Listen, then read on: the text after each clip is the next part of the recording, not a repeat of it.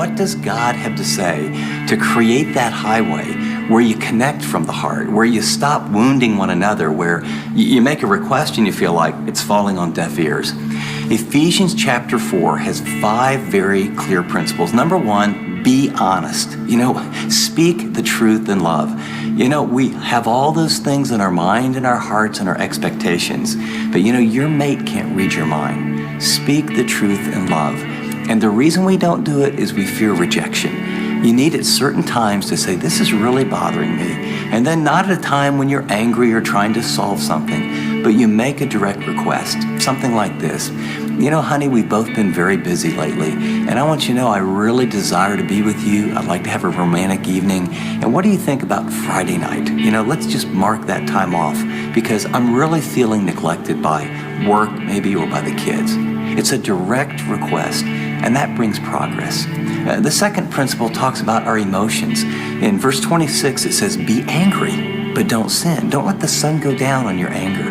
And anger puts a huge roadblock, not only in our relationship with God, but with one another.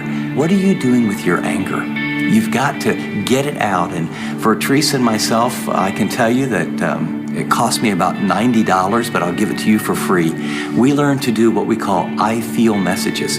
We didn't know how to resolve anger, so she would shut down and I would pace around the bed, and we couldn't get it resolved. And so on a 3x5 card for 2 years on our refrigerator, it said, I feel blank when you ... And so she got to say, I feel hurt. I feel angry when you come home late for dinner. I feel disappointed when, I've been away for a week and all you care about is the kids instead of giving me attention. But an I feel message addresses the problem instead of the person. So, are you ready? Be honest, be angry, and then be diligent. Notice where the text says there, it says, let him who steals steal no longer, but rather let him work diligently with his hands so that you can give to someone in need. The principle there is diligence. Be diligent. We talked about it's hard work. I cannot tell you how many books Teresa and I have gone through. Norman Wright's book on communication, or how many times we've listened to a CD, but we had to make the time. So we're going to be honest. We're going to be angry, but not sin. We're going to be diligent, and then be positive. Let no unwholesome word, verse 29 says, proceed out of your mouth, but only such a word as is for building up.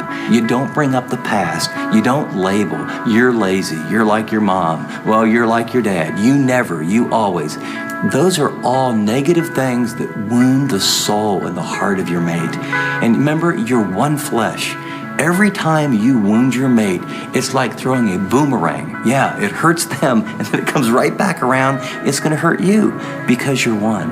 And so you have to work on positive, uplifting words. And then the final one is you're going to make mistakes. I've made mistakes.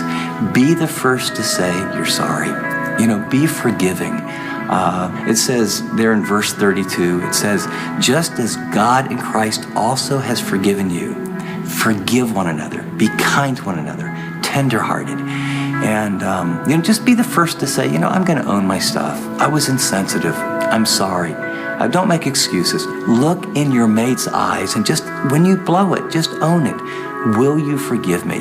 And then just take a moment, bow your head together and say, Lord, we really want to be close, but we've wounded each other.